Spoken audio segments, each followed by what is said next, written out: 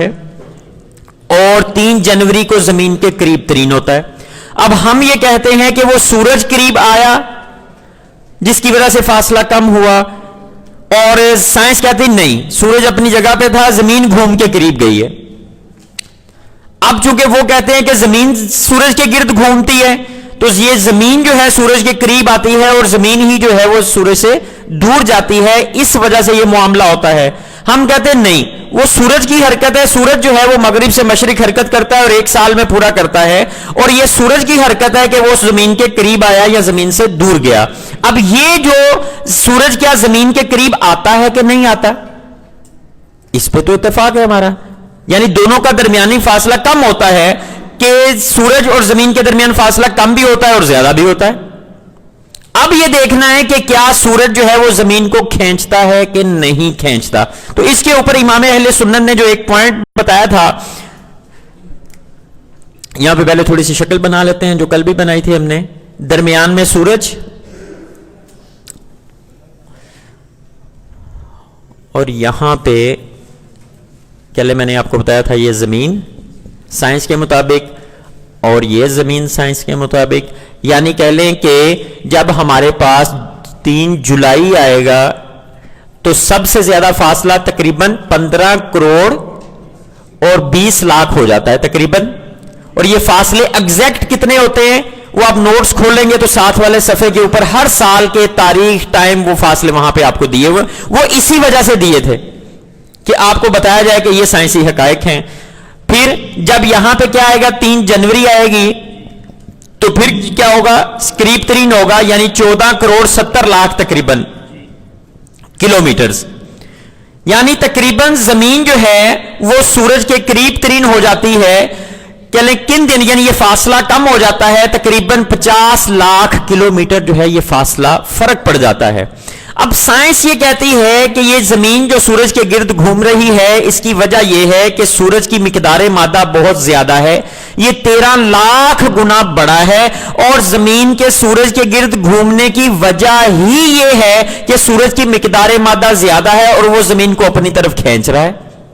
یعنی زمین سورج کے گرد کیوں گھوم رہی ہے, وہ کہتے ہیں کہ کسی زمانے میں کبھی جب کائنات بنی اس وقت یہ دھماکہ ہوا, یہ چل پھر رہے تھے, زمین ادھر جا رہی تھی, سورج ادھر جا رہا تھا, راستے میں کیا ہوا, سورج ملا, اور پھر کیا ہوا کہ زمین اس کے پاس سے گزری اتفاقاً, اور پھر کیا ہوا, سورج نے زمین کو اپنی طرف کھینچ لیا.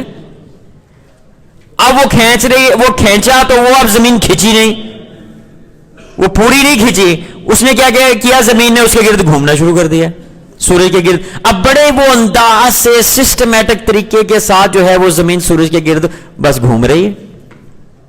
ٹھیک ہے, یہ سائنس بیان کرتی. اور وجہ کیا ہے, اچھا پھر کہتے ہیں یہ مزید کیوں نہیں اس میں آگے ٹکراتی, تو وہ پھر وہ دائروی حرکت کا قانون کہ زمین میں نافریت پائی جاتی ہے, زمین سورج کی طرف نہیں آنا چاہتی, وہ کیا کرتی ہے, وہ اس راستے پہ جانا چاہتی ہے. اب کیا ہے, کیا وجہ بنتی ہے, یہ دونوں قوتیں آپس میں بیلنس ہوتی ہے اور زمین کیا کرتی ہے, اس کے گرد گھومتی رہتی ہے. اب دیکھیے یہاں پہ امام اہل سنت پہلی دلیل یہ پیش کرتے ہیں, یہاں پہ یہ سارے جو صورتحال ہے, آپ فرماتے ہیں کہ 13 لاکھ گنا بڑا جسم, یعنی آپ یوں سمجھ لیں کہ 13 لاکھ بندے مل کر ایک بندے کو کھینچیں تو وہ کھینچے گا نہیں بلکہ ان کے گرد گھومنا شروع کر دے گا. یعنی 13 لاکھ بندے مل کر ایک بندے کو کھینچیں تو وہ کھینچے گا نہیں بلکہ ان کے گرد گھومے گا. کیسی عجیب بات ہے. پھر جو زمین ہے وہ اپنے سے 13 لاکھ گنا بڑے جسم کا مقابلہ کیسے کر رہی ہے, اس میں اتنی نفرت آ گئی, نافریت یعنی سینٹریفیوگل فورس, ٹھیک ہے, وہ اتنی زیادہ آ گئی کہ وہ سورج کا مقابلہ کر رہی ہے. وہ کہاں سے آ گئی, کچھ بات سمجھ میں آئی میری. ٹھیک ہے, یہ تو پہلا پوائنٹ آپ نے ارشاد فرمایا. پھر آپ فرماتے ہیں کہ سائنس کے قانون کے مطابق کیا, دوسرا پوائنٹ جو ہے کہ سائنس کے قانون کے مطابق جو فارمولا ہم نے پڑھا تھا گریویٹیشنل لا, وہ یہ تھا کہ Fg(m1 m2 r²), اس کا مطلب یہ تھا کہ 2 جسم اور 2 جسموں کے درمیان اگر ہم نے قوت کشش معلوم کرنی ہو تو ایسے کریں گے. جتنا وہ زیادہ ان کے درمیان فاصلہ کم ہوتا چلا جائے گا، چونکہ آر اسکوئر نیچے جو ہے جو درمیانی فاصلے کا مربع ہے، تو جتنا فاصلہ کم ہوگا قوت اوپر کیا ہو جائے گی؟ بڑھ جائے گی، اور اگر فاصلہ بڑھ جائے گا تو قوت کیا ہوگی؟ وہ کم ہوتی چلی جائے گی۔ اب زمین کا اور سورج کا وزن تو کم و بیش نہیں نہ ہو رہا، وہ تو جتنا ہے اتنا ہی ہے، مقدار مادہ جتنی ان کی ہے۔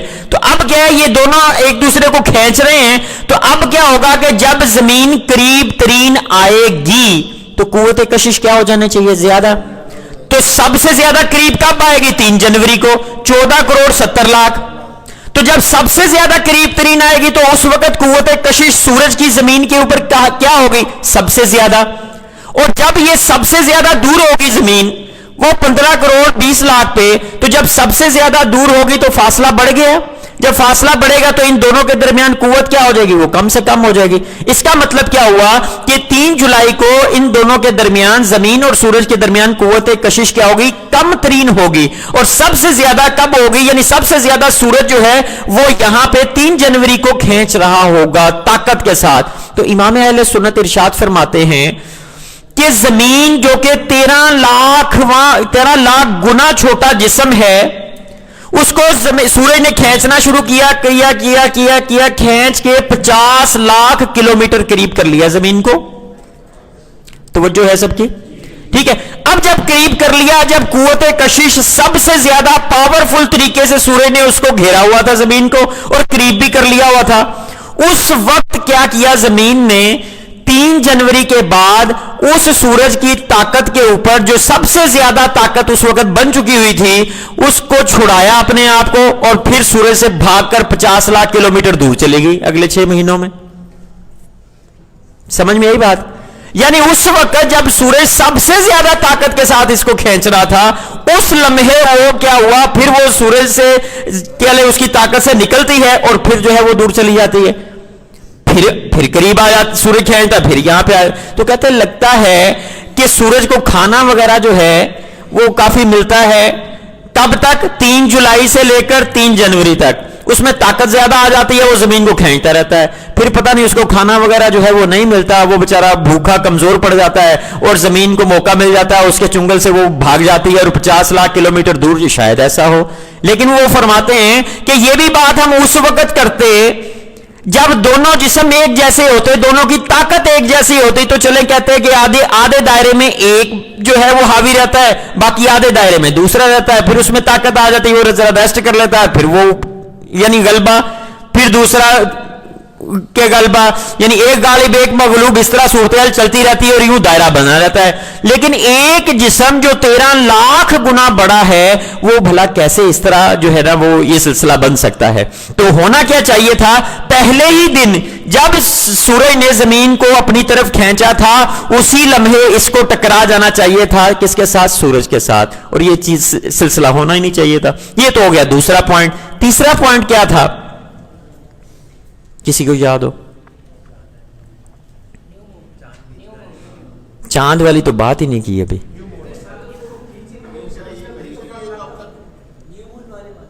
نیو مون نہیں، ابھی نیو مون ہم نے شروع نہیں کیا جی۔ ہاں، کافی سالوں سے، یعنی ہزاروں اربوں خربوں سالوں سے، وہ سائنس سے پوچھ لیں کب سے کائنات بنی تو وہ آپ کو بتائیں گے اتنے خرب سال ہو گئے، اتنے خرب سال اور سے جو ہے نا کائنات ہماری ہوگی، پھر یہ ختم ہو جائے گا، ٹھس ایسے ہو جائے گی، ٹھیک ہے نا۔ تو وہ یہ بتاتے ہیں، تو انہیں کہ اتنے خرب سالوں سے سورج جو ہے وہ زمین کو کھینچنے کی کوشش کر رہا ہے، 13 لاکھ گنا بڑا بھی ہے، طاقت بھی ہے، لیکن اس سے کھینچ نہیں رہی زمین، یہ پتہ نہیں کیا ہے۔ اور ہر سال وہ جب 3 جولائی کا دن آتا ہے، اس وقت وہ سب سے زیادہ دور ہے، اور جب 3 جنوری آتی پھر سب سے زیادہ قریب۔ اور یار دنوں کا ہی کوئی چینج ہو جاتا، کبھی 2 جنوری بھائی کھینچ رہا ہے، پہلے 3 جنوری کو دیکھیں زمین قریب ترین آتی تھی، اب 2 جنوری کو ہی آ جاتی ہے، پھر 1 جنوری کو آ جاتی۔ یار کھینچ تو رہا ہے نا، دیکھو پہلے تو دیر لگتی تھی، اب ذرا جلدی جلدی کام ہو رہا ہے۔ یہاں یہ کلومیٹر ہی چینج ہوتے، 14 کروڑ 70 لاکھ ہے یار، اب دیکھیں اس وقت جو تھا نا 1000 سال یا 2000 سال پہلے 14 کروڑ 70 لاکھ تھا، اب دیکھیں 69 لاکھ ہو گیا ہے، پھر اگلے سال جو ہے وہ 68 لاکھ ہو گئے، وہ کم ہوتے ہوتے ہوتے ہوتے پھر یہ 13 کروڑ پہ آ جاتا ہے سلسلہ۔ بھائی کھینچ تو رہا ہے نا، بھلے ایسا ایسے کھینچ رہا ہے سورج، لیکن ان فاصلوں میں تبدیلی آتی نہیں ہے. اس کا مطلب کیا ہوا کہ ان کے درمیان کیا ہے؟ قوت کشش نہیں ہے. اور سلسلہ کیا ہے کہ یہ درمیان میں یہاں پہ سورج نہیں بلکہ زمین ہے، اور سورج جو ہے اس کے گرد گھوم رہا ہے. اور پھر کیا ہے کہ جو سورج کی حرکت کا دائرہ ہے اس کا مرکز جو ہے وہ زمین کے مرکز سے 50 لاکھ کلومیٹر ہٹا ہوا ہے. اس کے اوپر سورج اب اللہ تبارک و تعالیٰ کے حکم سے جو ہے وہ حرکت کر رہا ہے. تو جب وہ اس پوائنٹ پہ آئے گا تو اسی لمحے انہی تاریخوں میں کیا ہوگا؟ سب سے زیادہ قریب ہوگا. جب وہ گھومتے گھومتے اپنا دائرہ یہاں پہ پہنچے گا 180 درجے کرے گا، تو وہ 3 جولائی کا جب دن آئے گا تو پھر کیا ہوگا؟ وہاں پہ سب سے زیادہ دوری ہو جائے گی. پھر یہاں پہ آئے گا نہ نافریت کا جھگڑا نہ جاذبیت کا بکھیڑا. پڑھا تھا نا؟ ٹھیک ہے نا؟ کل ہم نے باتیں کی تھی. یہ تو تھی 3 باتیں، وہ یعنی 3 دلائل جو امام اہل سنت نے سورج کے قریب اور دور ہونے کی بنیاد پر آپ نے دیے کہ وہی تاریخیں ہی قائم رہتی ہیں، انہی تاریخوں میں قریب، وہی فاصلے، وہی سارا کچھ. یہ کیا؟ یہ تو چینجنگ آنی چاہیے نا. ظاہر اتنے اربوں خربوں سالوں سے تو ہر سال کچھ نہ کچھ تو فرق پڑے نا یار. آخر کھینچ رہا ہے تو اچھا اب آتے ہیں ہم دوسری بات جو چاند کے حوالے سے تھی. امام اہل سنت نے کیا ارشاد فرمایا؟ امام اہل سنت فرماتے ہیں کہ چاند بھی ہے اور سورج بھی ہے، بہت بڑا جسم ہے. تو گریویٹیشن کے لیے یاد رکھیے گا کہ سائنس کا یہ بھی اصول ہے کہ یہ سورج جو ہے کتنی دور تک چیزوں کو کھینچ رہا ہے. یعنی کوئی بھی چیز جس میں مقدار مادہ ہے تو وہ کتنی دور تک چیز کو کھینچے گی. تو آپ کو جب ہم نے پڑھایا تھا سیارے، تو سیاروں میں کیا پڑھایا تھا؟ سب سے زیادہ دور کون سا تھا؟ Neptune, 450 crore kilometre. تو وہ بھی سائنس کے مطابق کیوں گھوم رہا ہے سورج کے گرد؟ کہ سورج اس کو کھینچ رہا ہے. اب وہ 450 کروڑ دور والے جسم کو بھی سورج جو ہے وہ کھینچ کے اپنے گرد گھما رہا ہے. اس کا مطلب درمیان میں جتنی چیزیں آئیں گی ان کو بھی تو کھینچ ہی رہا ہے نا. تو ہم نے بات کیا کی تھی؟ ہم نے یہ کہا تھا کہ جو زمین آ گئی اور یہاں پہ زمین کے گرد کیا گھومتا ہے؟ چاند.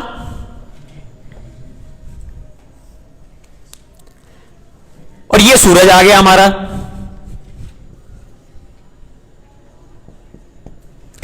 اب سورج کی کشش چاند کے اوپر. اب یہ باتیں آپ کو ذہن میں رہنی چاہیے، پکی پکی یاد ہونی چاہیے کہ چاند کا فاصلہ زمین سے کتنا ہے؟ 4 لاکھ. سورج کا کتنا ہے؟ 15 کروڑ. یعنی چاند تو بالکل قریب ہے نا اس کے 4 لاکھ. تو وہ یہاں پہ ہو، یہاں پہ ہو، یہاں پہ ہو، یہاں پہ ہو، یعنی تھوڑا سا فرق ہے. 15 کروڑ کے مقابلے میں تو 4 لاکھ ہی ہے نا یہ. ٹھیک ہے. تو اب آپ کیا کریں؟ سورج کا مقدار مادہ لیں. جو سائنس پڑھنے والے بچے ہیں وہ کام یہ ضرور کریں کہ سورج کا میس جو ہے وہ معلوم کر لیں، زمین کا میس معلوم کر لیں، چاند کا معلوم کر لیں. اور یہ جو فارمولا آپ کو بتایا ہے اس کو لگا کر ان کی قوت کشش کیلکولیٹ کریں. جب آپ ان کی قوت کشش کیلکولیٹ کریں گے، یعنی سورج کس طاقت سے چاند کو اپنی طرف کھینچ رہا ہے اور زمین کس طاقت سے چاند کو اپنی طرف کھینچ رہی ہے، تو دونوں کی قوت جو ہے وہ آپ کے پاس آ جائے گی. جب دونوں کی قوت آ جائے تو اس میں دیکھیں کیا نسبت ہے. کیا سورج زیادہ طاقت سے کھینچ رہا ہے یا کہ زمین زیادہ طاقت سے کھینچ رہی ہے؟ تو جب آپ اس فارمولے کو حل کریں گے تو آپ کے پاس جواب آئے گا جو کہ نسبت میں کچھ یوں ہے: 2/1/5. 2/1/5 کا مطلب کیا ہے کہ تقریباً 2.25 گنا زیادہ طاقت سے سورج جو ہے وہ چاند کو اپنی طرف کھینچ رہا ہوتا ہے زمین کی قوت کشش کے مقابلے میں. یعنی جس طاقت سے زمین کھینچ رہی ہوگی، جو آپ کے پاس ویلیو آئے گی، اس سے تقریباً 2.25 گنا طاقت سے سورج اپنی طرف کھینچ رہا ہے. اب ہونا کیا چاہیے؟ ہر سال، ہر مہینے، چونکہ مہینے میں چاند اپنا چکر پورا کر لیتا ہے، آہستہ آہستہ چونکہ دگنی سے بھی زیادہ طاقت ہے سورج کی، تو ہر مہینے، ہر سال، ہر لمحے کیا ہونا چاہیے؟ چاند کو زمین سے زیادہ فاصلے پہ ہوتے جانا چاہیے. ٹھیک ہے. اور سورج کے قریب ہوتا چلا جائے. لیکن ہوتا کیا ہے کہ اس کی چال میں بال برابر بھی فرق نہیں آتا. بال برابر بھی فرق نہیں آتا. ٹھیک ہے. پھر یہ دیکھیں کہ جب سورج جو ہے, یعنی اس کو سمجھاتے ہوئے, مزید آسان کرتے ہوئے اعلیٰ حضرت جو ہے امام اہل سنت ہمیں سمجھاتے ہیں کہ اس کو آپ یوں سمجھے کہ کیا ہے, 5 کو 2 سے ضرب دی, 10 اور 1, یعنی یہ آ جائے گا 11/5. یعنی اس کو آپ یوں سمجھیں کہ یہ 11 بندے جو ہیں وہ چاند کو اس طرف کو کھینچ رہے ہیں, اور 5 بندے جو ہیں وہ یعنی زمین کے ہیں, اور وہ کیا کر رہے ہیں, وہ چاند کو اس طرف کو کھینچ رہے ہیں. تو یہ کون سا لمحہ ہے, نیو مون کا. تو نیو مون کون سا ہوتا ہے, جب زمین اور سورج کے درمیان کیا آ جاتا ہے, چاند آ جاتا ہے. تو سورج کی روشنی ساری کی ساری چاند کے اس حصے پہ پڑتی ہے, اس وجہ سے زمین سے نظر نہیں آتا. جو 27-28 تاریخ کو چاند ہمیں آسمان کے اوپر نہ دن کو نہ رات کو جو نظر نہیں آتا, اس کے نظر نہ آنے کی کیا وجہ ہوتی ہے کہ سورج اور زمین کے درمیان میں چاند آ جاتا ہے. اب سورج کی روشنی چاند کے اس حصے پہ پڑتی ہے, اور جو غیر روشن حصہ ہوتا ہے وہ زمین والوں کی طرف ہوتا ہے, جس کی وجہ سے ہمیں نظر نہیں آتا. پھر کیا ہوتا ہے کہ 29 تاریخ آتی ہے, چاند جو ہے تھوڑا سا فاصلہ بناتا ہے سورج سے, پھر یہ روشنی یہاں والی یہ روشنی نیچے سے ہو سکتا ہے ہمیں نظر آ جائے. اگر نظر آ جائے تو نیا مہینہ شروع کیا جاتا ہے. تو پھر یہ آہستہ آہستہ یہ فاصلہ بناتا چلا جاتا ہے, اور چاند ہمیں زیادہ سے زیادہ روشن نظر آتا ہے. تو یعنی یہ تو طے شدہ بات ہے ہمارے نزدیک بھی اور سائنس کے نزدیک بھی کہ جب نیو مون بنتا ہے اس وقت چاند جو ہے یہ زمین اور سورج کے درمیان ہوتا ہے. اس کا مطلب کیا, وہ بھلے سورج کے گھومنے سے آئے, وہ بھلے زمین کے گھومنے سے آئے, لیکن پوزیشن یہی ہوگی. تو اب اس وقت طاقت کیا ہے کہ 11 بندے ادھر کو کھینچ رہے ہیں, 5 بندے ادھر کو کھینچ رہے ہیں, لیکن چاند پھر بھی سورج کی طرف نہیں جاتا. سمجھ میں آئی بات؟ ایک تو یہ پوائنٹ ہو گیا. دوسرا پوائنٹ امام اہل سنت نے ارشاد فرمایا کہ یہ دیکھیں, یہ چاند کو یہاں نہیں, جب فل مون بنے گا وہ چاند تو یہاں ہوگا. یعنی ہم دیکھتے کیا ہے, مشاہدہ ہے کہ جب سورج غروب ہو رہا ہوتا ہے 14ویں کے چاند کا, تو ادھر سے 14ویں کا چاند جو ہے وہ کیا ہے, طلوع ہو رہا ہوتا ہے. اس کا مطلب سورج ادھر سے غروب ہوا, چاند ادھر سے نکل رہا ہے. تو وہ کیوں نکل رہا ہے, چونکہ ان دونوں کے درمیان 180 کا زاویہ آ گیا, تو وہ پورا روشن بھی تو اسی وجہ سے نظر آ رہا ہے کہ سورج ادھر ہے, چاند ادھر ہے. ٹھیک ہے. اب کیا ہوا, درمیان میں زمین ہے. تو اب وہ جو 11 بندے سورج کے اس طرف کو چاند کو کھینچ رہے تھے, اور زمین کے 5 بندے ادھر کو کھینچ رہے تھے, اب قوت کشش کی کیا صورتحال بن گئی کہ 5 بندے زمین کے بھی ادھر کو ہی کھینچ رہے ہیں, اور سورج کے بھی 11 بندے ادھر کو ہی کھینچ رہے ہیں. اب اگر نیو مون کے وقت کوئی مسئلہ تھا, تو اب فل مون کے وقت تو یہ نہیں ہونا چاہیے, چونکہ 16 کے 16 بندے ہی جو ہیں وہ ایک طرف کو کھینچ رہے ہیں چیز کو, چاند کو. سمجھ میں آئی بات؟ تو اب اگر نیو مون کے وقت کوئی پرابلم ہے تو فل مون میں نہیں ہونی چاہیے, اور فوراً چاند کو کیا چاہیے کہ وہ آ کے ٹکرا جائے کس کے ساتھ, زمین کے ساتھ. لیکن ایسا ہوتا نہیں ہے, بلکہ چاند کو اللہ تبارک و تعالیٰ نے جس رفتار سے, جس انداز سے, جس حساب سے چلایا ہوا ہے, اس میں بال برابر بھی فرق نہیں آتا. ٹھیک ہے. کیوں؟ کیونکہ وہ چلایا ہوا ہے, سدھایا ہوا ہے ہمارے رب عز و جل کا. وہ ان گریویٹیشن کے اصولوں کے مطابق, ان جاذبیت کے اصولوں کے مطابق نہیں چل رہا. سمجھ میں آگئی بات؟ یاد رہیں گی یہ باتیں, کچھ بہت زیادہ مشکل تو نہیں ہے. ٹھیک ہے. اس سے اگلی بات, امام اہل سنت ارشاد فرماتے ہیں کہ صرف زمین اور سورج ہی نہیں, جو باقی سیارے ہیں, جو زمین سے کتنے کتنے گنا بڑے ہیں, 318 گنا بڑا تھا مشتری. وہ کتنی بڑی خوبصورت سی گیند آپ نے دیکھی تھی, اس کے اوپر جو تصاویر آپ کو دی تھی. زحل بھی 95 گنا بڑا آیا یاد, وہ یورینس اور نیپچون بھی بڑے. تو یہ کئی مرتبہ ایسا ہوا ہے کہ چاند ایک طرف ہو اور زحل, مشتری, مریخ وغیرہ اس طرح ایک سائیڈ پہ آ جائیں, لائن اپ ہو جائیں, کیران میں آ جائیں, سیدھ میں آ جائیں. تو اب صرف وہی نہیں, یعنی زمین اور سورج ہی نہیں, باقی سیارے بھی اس کو ایک ہی طرف کھینچ رہے ہوں گے چاند کو. لیکن کیا ہوتا ہے, کوئی فرق نہیں پڑتا. کیوں نہیں فرق پڑتا؟ اس وجہ سے نہیں فرق پڑتا چونکہ ان کے درمیان قوت کشش, جاذبیت, گریویٹیشنل فورس نہیں ہے, اس وجہ سے نہیں پڑتا. سمجھ میں آگئی بات؟ تو یہ امام اہل سنت نے ارشاد فرمایا تھا. اب وہ جو کل صفات ہمارے رہ گئے تھے, ہم ذرا جلدی سے ان کو پڑھتے ہیں, پھر آگے چلتے ہیں. جی صفحہ نمبر 236 نکالیے. 8 नंबर पॉइंट अकूल लिखा हुआ है। तो मैं जरा तेजी से पढ़ूंगा चूंकि ये वही बातें हैं जो मैंने अभी आपको समझा दी हैं। तो अब जरा आप देख लीजिए इनको। जाज़बियत के बुतलान यानी ग्रेविटेशनल फोर्स के झूठा होने पर दूसरा शाहिद अदले कमर है।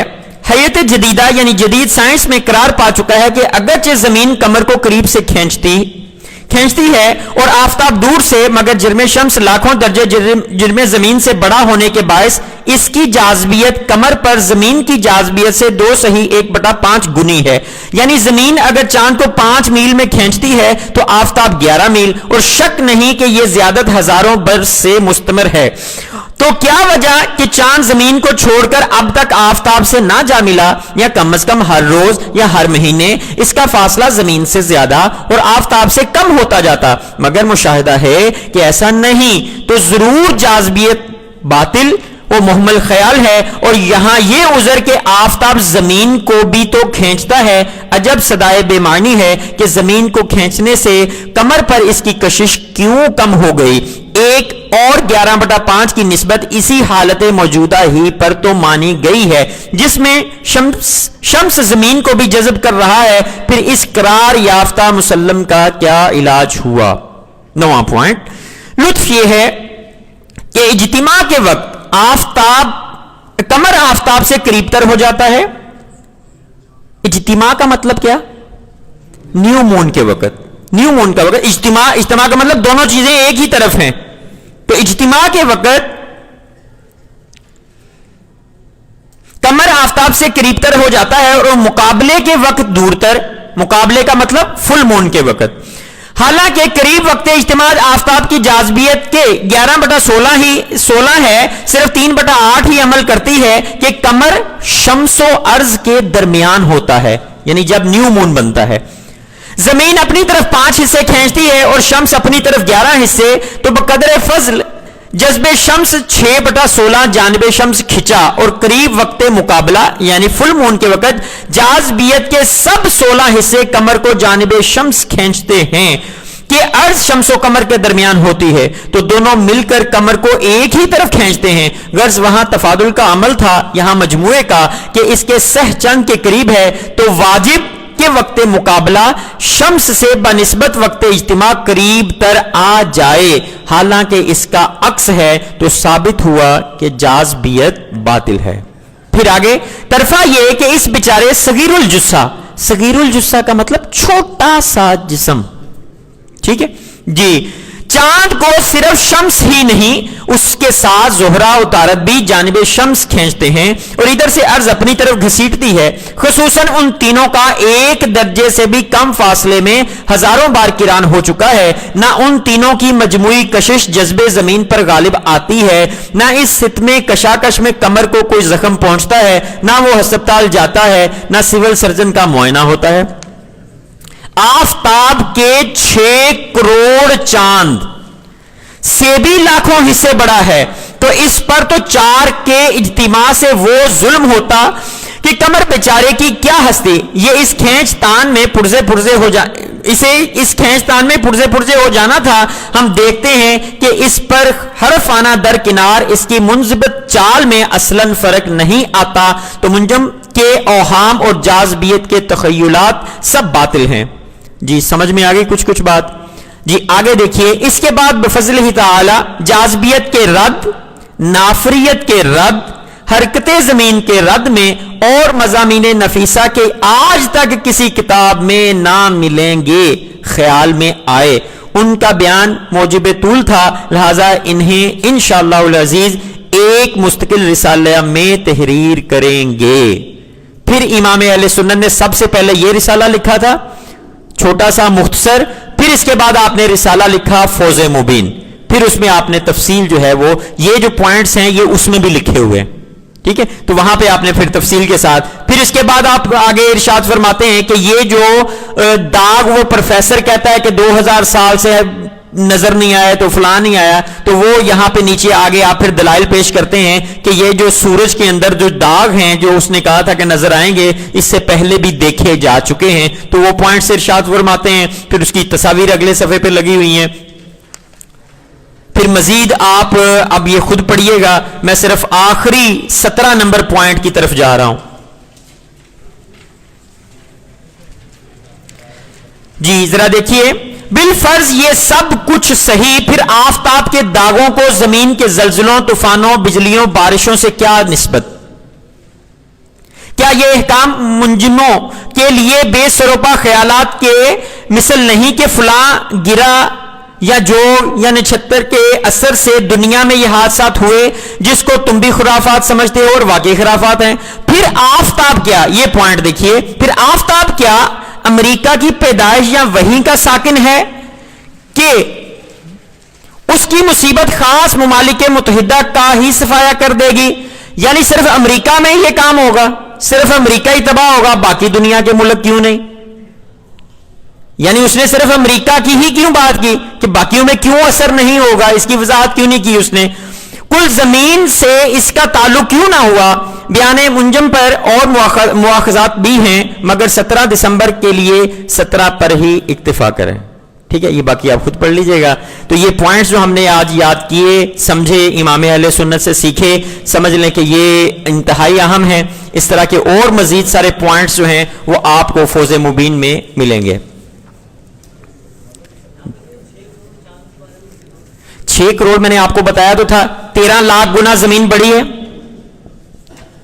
ٹھیک ہے جی. اور ایک چاند میں نے بتایا تھا کہ زمین کتنی بڑی ہے چاند سے؟ 49 چاند. تو 49 کو آپ ضرب دیں ذرا 13 لاکھ سے، تو دیکھیں کیا جواب آتا ہے. تو اس کے لگ بھگ آ جائے گا آپ کے پاس جواب. جی اب ہم آگے آتے ہیں اپنے اگلے سوالات جو چاند سے متعلق تھے اس کی طرف. جی ذرا غور کیجئے گا کہ ہم نے چاند کی باتیں سیکھی تھیں، کیلنڈر بنانا سیکھ لیا تھا، کچھ یاد ہے آپ لوگوں کو؟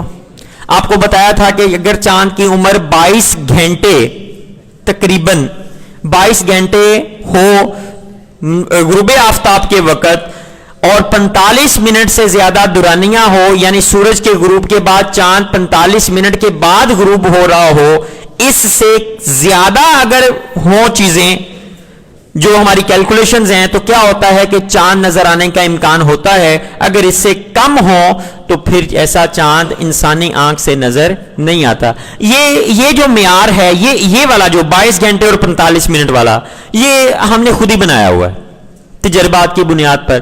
تو بہت سارے ماہرین نے جو تحقیق کرنے والے ہیں، کسی نے کوئی بنایا، کسی نے کچھ بنایا، کسی نے کہا نہیں جی یہ سورج اور چاند کا آپس میں درجہ جو ہے وہ 10 ہوگا تو پھر نظر آئے گا، 10 سے زیادہ ہوگا تو پھر نظر آئے گا، 10 سے کم ہوگا تو نہیں نظر آئے گا. کسی نے کہا 10.5 ہو، کسی نے کچھ کہا، کسی نے کہا کہ سورج یہ جس طرح سورج اور چاند یہ اس دائرے میں حرکت کر رہے ہیں، جس کے جو دائرہ سورج جو ہے وہ 1 سال میں پورا کرتا ہے اور چاند 1 مہینے میں پورا کرتا ہے، اس کے اندر جاتے جاتے جب سورج اور چاند کا آپس میں فاصلہ 10 درجے سے زیادہ ہو جائے گا تو پھر نظر آئے گا، اگر کم ہوگا تو پھر نظر نہیں آئے گا. اسی طرح غروب آفتاب سے کے وقت چاند اگر سورج سے 10 درجے اوپر ہوگا تو پھر نظر آئے گا. اس طرح کے اور بھی کئی چیزیں، ٹھیک ہے، وہ یعنی لوگوں نے بیان کی ہیں اور انہوں نے اپنے اصول بنائے ہیں جو کہ تقریباً 20 مختلف قسم کے ہیں. یعنی کسی نے کچھ کہا، کسی نے کچھ کہا، کسی کی یعنی ہر جو بندہ تحقیق کر رہا ہے وہ پھر اپنی رائے دیتا ہے. تو اس میں اختلاف بھی ہے کہ کوئی کہتا ہے کہ یار یہ نظر آئے گا، یہ نظر نہیں آئے گا. جی آگے چلتے ہیں کہ چاند ہم نے دیکھا. جی توجہ کریں، سب گفتگو نہیں کرنی ہے، اہم باتیں اب ڈسکس ہوں گی چاند سے متعلق. کہ چاند نظر آ گیا، مثلا ہم میں سے کسی کو نظر آ گیا تو اب کیا کریں؟ یعنی یکم کیسے ہوگی؟ یکم سرکاری اناؤنسمنٹ، اسلامی شرعی اناؤنسمنٹ جو ہے، یکم ہونے کا اعلان کیسے ہوگا؟ تو ظاہر ہے اگر آپ کو چاند نظر آیا ہے تو آپ کو کیا کرنا چاہیے؟ قاضی کے پاس جانا چاہیے، قاضی سے رابطہ کرنا چاہیے، قاضی کو اطلاع دینی چاہیے کہ مجھے چاند نظر آ گیا ہے. پھر اگر وہ آپ سے کچھ سوالات کرے، کچھ پوچھے یا کوئی بھی معاملہ ہو وہ تصدیق کرنا چاہے تو مزید آپ سے سوالات بھی کر سکتا ہے. ہو سکتا ہے آپ کی گواہی وہ قبول کر لے، ہو سکتا ہے آپ کی گواہی کو رد کر دے. سمجھ میں آئی بات؟ اب یہاں پہ بات یہ ہے کہ قاضی کون ہوگا؟ جانا کس کے پاس ہے؟ قاضی کے پاس. رابطہ کس سے کرنا ہے؟ قاضی سے. اب قاضی کون ہوگا؟ قاضی وہ ہوتا ہے شریعت اسلامیہ میں جس کو حکومت مقرر کرتی ہے. سمجھ میں آئی؟ جس کو حکومت یعنی کوئی بندہ یہ نہیں کر سکتا کہ ہم خود ہی جناب وہ کسی کو قاضی بنا دیں، آپس میں 100 200 500 یا 1000 بندے مل کے کسی کو قاضی بنا دے، تو ایسا قاضی جو ہے وہ قاضی نہیں کہلائے گا، بلکہ قاضی کون ہوگا؟ جس کو حکومت مقرر کرے گی، جس کو ریاست مقرر کرے گی، وہ بندہ قاضی ہوگا. ٹھیک ہے. اب چاند کے اوپر چونکہ پاکستان میں مرکزی رویت ہلال کمیٹی سرکاری طور پر قائم ہے، اور اس کا وہ قائم ہی اسی وجہ سے ہے کہ چاند کا کوئی بھی معاملہ ہو، چاند نظر آیا یا نہیں نظر آیا، تو یہ جو مرکزی رویت ہلال کمیٹی بیٹھی ہوئی ہے، اس کا جو چیئرمین ہوگا وہ کیا کرے گا؟ وہ فیصلہ کرے گا کہ چاند نظر آیا یا نہیں آیا. تو پاکستان کی حدود کے اندر، پاکستان کے اندر اگر کسی کو چاند نظر آتا ہے تو شرعاً کیا اس کے اوپر ضروری ہے کہ وہ مرکزی رویت ہلال کمیٹی کو رابطے میں لے، ان سے رابطہ کرے، ان کو بتائے، ان کو اطلاع دے کہ مجھے چاند نظر آیا ہے یا جو بھی صورتحال ہے. اب وہ مرکزی رویت ہلال کمیٹی چونکہ ریاست پاکستان کی ہے، اور اس کا حکم جو ہوگا وہ ریاست پاکستان کا حکم ہوگا اور وہی چلے گا. اس وجہ سے ہم کہتے ہیں کہ جو پرائیویٹ رویت ہلال کمیٹی ہے، یا کوئی بندے خود اپنی عدالت لگا کے بیٹھ جاتے ہیں اور لوگوں سے گواہیاں لینی شروع کر دیتے ہیں. سمجھ میں آئی بات؟ یعنی ہم میں سے کوئی بیٹھ جائے یا جو بیٹھتے ہیں ان کی بات کر لیتے ہیں کہ جناب وہ ان کے پاس گواہی آ رہی ہے، اب وہ فیصلہ کر رہے ہیں کہ جناب پاکستان میں یکم ہوگی کہ نہیں ہوگی، یا پاکستان کے کسی شہر میں یکم ہوگی کہ نہیں ہوگی، یا وہ پہلے سے اعلان کر دیتے ہیں خود ہی گواہیاں سن کر. تو پھر کیا ہوتا ہے کہ وہ ان کی گواہیاں لینا ہی شرعاً جائز نہیں ہے، گواہی سننا ہی ان کا جائز نہیں ہے.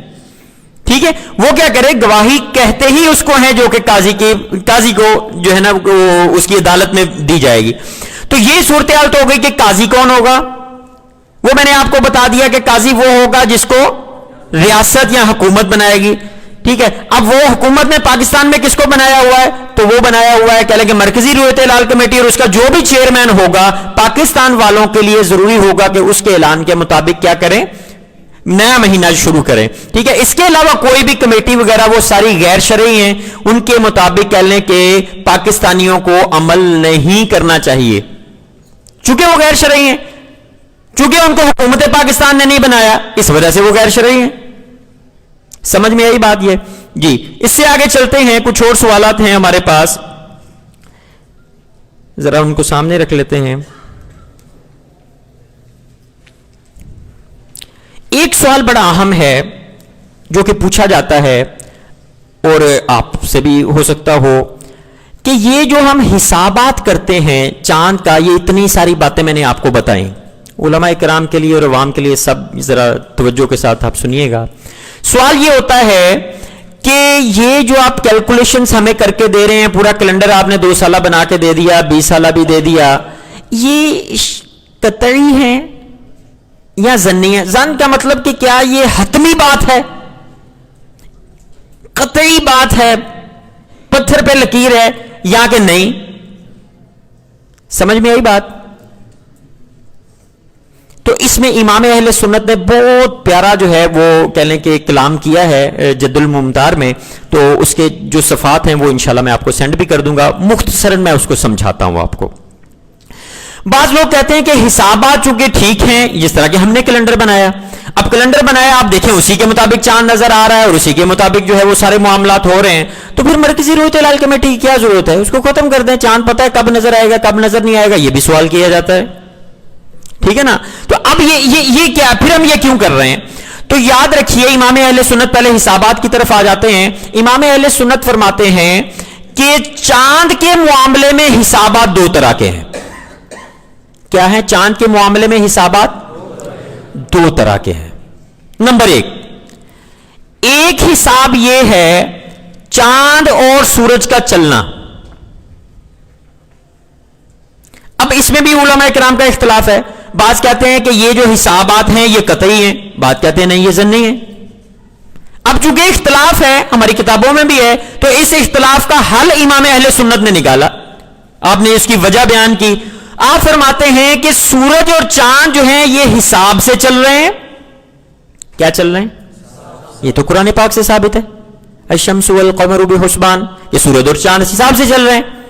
اب یہ جہاں چل رہے وہ حساب ہم نے صدیوں کے تجربات کے بعد، فارمولوں کے بعد، یہ تحقیقات کے بعد وہ حاصل کر لیا، انہی کے مطابق ہم نے اوقات نماز کے کیلنڈر بنائے. یعنی ہم اوقات نماز کے کیلنڈر جو بنائے ہوئے ہیں وہ اس کی بنیاد کیا ہے پیچھے؟ یہ آیت قرآنیہ کہ سورج اور چاند جو ہے یہ حساب سے چل رہے ہیں. اب جب حساب سے چل رہے ہیں تو وہ حساب ہم نے معلوم کیا, کیلنڈر کا پتہ چلا کہ یہ طلوع کتنے بجے کرے گا, صبح صادق کب ہوگی, طلوع کتنے بجے ہوگا, سر کے اوپر کتنے بجے آئے گا, پھر عصر کا وقت کب ہوگا, مغرب کا کب ہوگا, عشاء کا کب ہوگا. یہ وہی حسابات تھے جو چاند اور سورج کے چلنے کا پتہ دیتے تھے. وہ حسابات ہم نے معلوم کیے اور پھر اس کے مطابق کیلنڈر بنا لیا, اور جب ہم نے کیلنڈر بنا لیا اور اس کے مطابق ہم نمازیں بھی پڑھ رہے ہیں, سحری افطاری بھی کر رہے ہیں. سمجھ میں آئی بات؟ تو جب آپ یہ کر رہے ہیں تو پھر آپ دوسری طرف کیوں نہیں آتے, چاند کے قمری کیلنڈر کے اوپر کیوں نہیں کرتے؟ تو اس کا جواب یہ ہے کہ سورج اور چاند کا چلنا جو ہے یہ تو حساب سے ہے, اس میں تو کوئی شک نہیں ہے, لیکن چاند کب قابل رؤیت ہوتا ہے؟ یاد رکھیے گا بات, کیا چاند کب قابل رؤیت ہوتا ہے, یعنی انسانی آنکھ سے نظر آنے کے قابل کب ہوتا ہے؟ یہ حساب جو ہے یہ تخمینہ ہے, یہ ظن ہے, یعنی اس کے اوپر کوئی پکی بات نہیں ہے کہ چاند باہر صورت نظر آئے گا ہی آئے گا یا چاند نہیں نظر آئے گا. سمجھ میں آئی بات؟ یعنی یہ جو 22 گھنٹوں والی بات کی یا میں نے آپ کو کہا 45 منٹ والی بات کی, اگر کوئی مجھے کہے کہ یہ حتمی ہے, یہ حرف آخر ہے آپ کا, اس کا مطلب کیا ہوا؟ اگر 21 گھنٹے 45 منٹ یا 58 منٹ ہو گئے ہیں تو کیا پھر چاند نظر نہیں آئے گا؟ اب میں چپ ہوں, یعنی میں نے تو 22 گھنٹے کہا نا, لکھ کے بھی دیا ہے, تو اگر 21 گھنٹے 58 منٹ ہو گئے ہیں تو کیا چاند نظر نہیں آنا چاہیے؟ پھر اس کے چونکہ 22 گھنٹے سے زیادہ والا نظر آئے گا, تو میں کہوں گا کہ نہیں ہو سکتا وہ بھی نظر آ جائے. یعنی میرا یہ اصول بھی پکا نہیں ہے. اسی طرح اور لوگوں کے میں نے بھی بہت سارا بنایا ہوا ہے. اچھا, اسی طرح کیا ہوا کہ یہ جو کیلنڈر آپ دیکھیں آپ کے نوٹس میں دیا ہوگا, ذرا نوٹس بھی ایک مجھے دیجیے.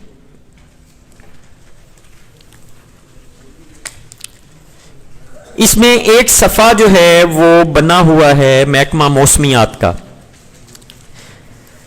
جی لکھا ہوگا Karachi Pakistan coordinate for the new moon of the year 2020.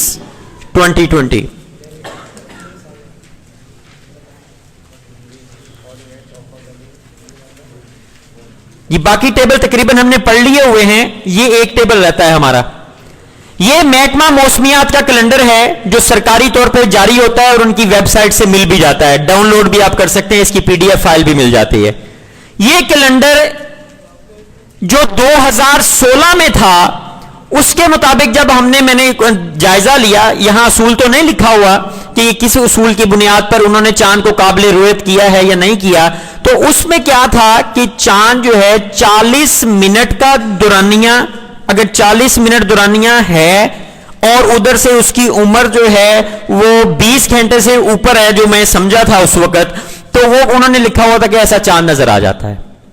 تو ایک چاند کے بارے میں جو کہ بڑی عید کا چاند تھا, 2016 کی بات ہے, میں لاہور میں کورس کروا رہا تھا تو یہی میں باتیں سمجھا رہا تھا.